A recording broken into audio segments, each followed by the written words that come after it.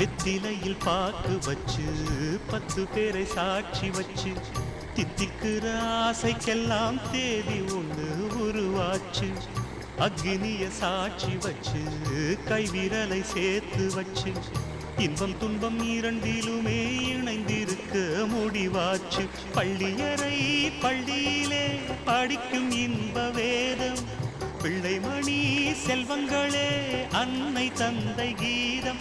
இது பழங்கால பாதை, ஒரு சுக வாழ்வின் கீதை. 7 ஜென்ம பந்தம் மனைவி என்பது, இதில் நீ வேறு நான் வேறு யார் சொன்னது?